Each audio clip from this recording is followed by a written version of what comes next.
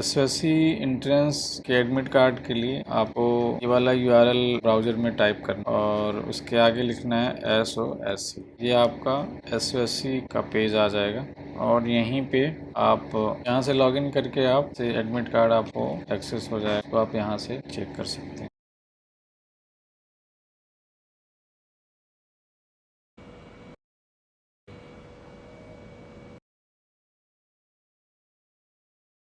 Download करने के बाद हमें ये एडमिट कार्ड मिला है और इसमें आपको जो बेसिक डिटेल है उसको समझना है और एग्ज़ाम सेंटर पे आपको किस समय रिपोर्ट करना है, क्या क्या चीज़ें लेके आनी है, आईडी प्रूफ क्या लगेगा, उसकी जानकारी हम लोग समझ लेते हैं यहाँ से। तो आप देख सकते हैं यहाँ पे सबसे टॉप पे लिखा है कि ये जो एडमिट कार्ड है वो EVA HE21 ह्यूमैनिटीज़ के लिए इशू किया गया है। आगे जो इसमें जानकारी है, roll number, registration ID, name, gender, Aadhaar number, father's name, mother's name और जो स्पेशलाइजेशन के लिए आपने अप्लाई किया हुआ है। तो अभी यहाँ पे ह्यूमैनिटीज़ HE21 EVA इन तीनों के लिए एडमिट कार्ड एक ही जारी किया गया है और यहाँ से आप अपना टेस्ट सेंटर और उसकी आईडी क्या है वो आप देख सकते हैं।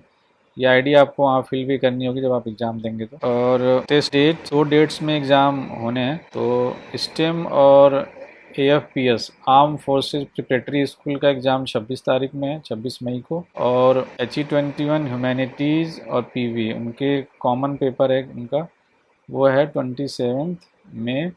और यहाँ सबसे ज़रूरी चीज़ है टाइमिंग। डेट तो हमने समझ लिया, टाइमिंग रिपोर्टिंग टाइम कैंडिडेट्स के लिए 10 बजे का है और एग्ज़ाम की ड्यूरेशन है 11 AM से लेके 2 PM तक। तो 11 बजे स्टार्ट होगा और 2 बजे ये ख़त्म हो जाएगा।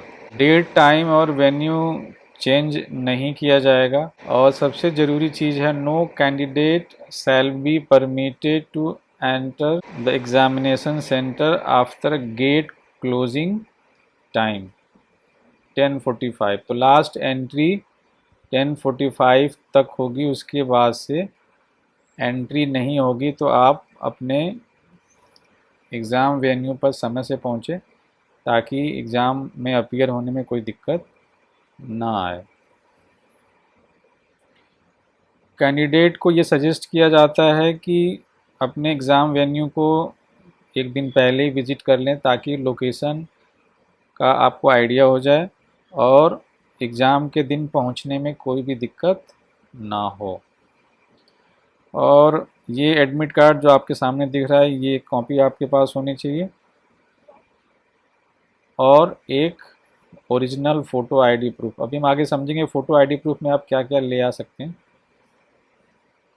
तो ओरिजिनल फ़ोटो आईडी प्रूफ चाहिए, फ़ोटो कॉपी नहीं लेके आनी है। Candidates are advised to carry only the following items with them into the examination venue. Admit card की 2 कॉपी लेके आनी है, original photo ID proof, self attested photo copy of the photo ID proof.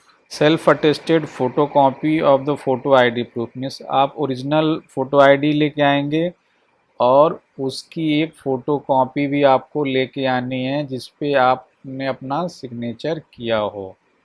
तो original verify होगी और photo copy जो आप लेके आएंगे इसी आईडी की, वो आप उस पर साइन करके ले आएंगे।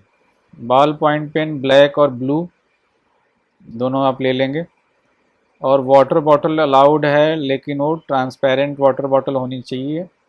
ये आपके एग्ज़ाम वेन्यू की सारे मटेरियल हैं। अब देखते हैं कि कौन कौन सी आईडी फ़ोटो आईडी प्रूफ के लिए अलाउड है। Passport, Aadhaar card with photograph, E Aadhaar, ration card, Aadhaar enrolment number with photo.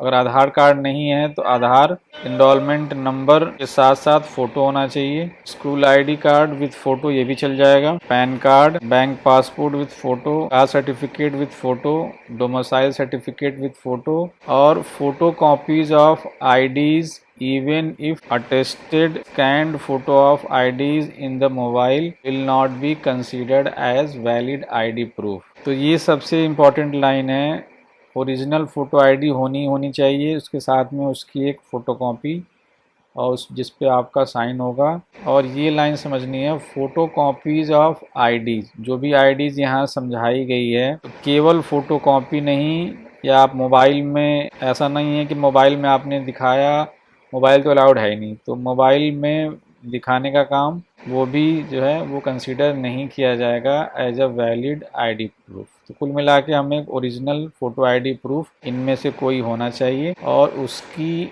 एक self attested photo copy photo ID proof की आपके पास होनी चाहिए। Candidate should not carry any personal belongings including electronic devices, mobile phones, जो भी हम बात कर रहे थे, कैलकुलेटर्स, ये सारी चीज़ें कैरी नहीं करनी है, अलाउड नहीं है एग्जाम वेन्यू पे।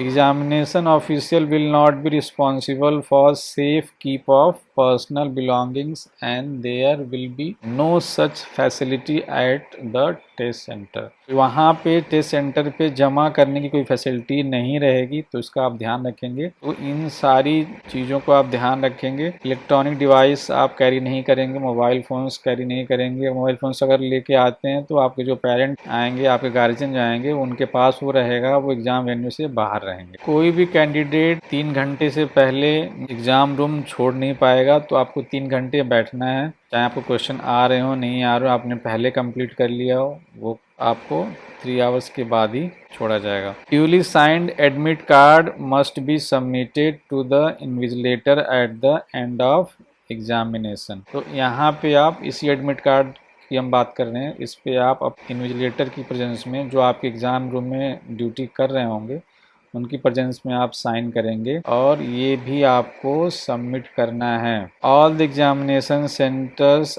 are under CCTV surveillance. If a candidate is found to be indulging in unfair practice, cheating, his or her examination will be cancelled. तो पूरी तरह CCTV का सर्विलेंस होगा, किसी भी तरह की चीटिंग की कोई पॉसिबिलिटी नहीं है। तो अगर चीटिंग के लिए आप सोच भी रहे हैं तो सोचना है ही नहीं उसके बारे में, अदरवाइज आपका एग्ज़ाम कैंसिल कर दिया जाएगा। एग्ज़ाम के बाद आप ये जो वेबसाइट का लिंक दिया हुआ है, इसको आप लगातार विजिट करते रहेंगे और यहीं पे आपको आपके एग्ज़ाम रिजल्ट्स के बारे में बताया जाएगा। और जो आपका रजिस्टर्ड मोबाइल नंबर है, जो आपने एप्लीकेशन के टाइम पे दिया होगा ऑनलाइन अप्लाई करते समय, तो उसी पे आपको अपडेट भी दी जाएगी एडमिशन के रिगार्डिंग। तो 2 कॉपी एडमिट कार्ड की आपके पास होनी चाहिए। क्लियर प्रिंट आपका A4 साइज पेपर पे, आप चाहे तो कलर चाहे तो ब्लैक एंड वाइट, इसमें कोई प्रॉब्लम नहीं है। आप ब्लैक एंड वाइट भी लेके आए, कोई प्रॉब्लम नहीं। आई होप आपकी क्वेरी रिजॉल्व हो गई होगी, तो इसको आप ध्यान रखेंगे। Best of luck.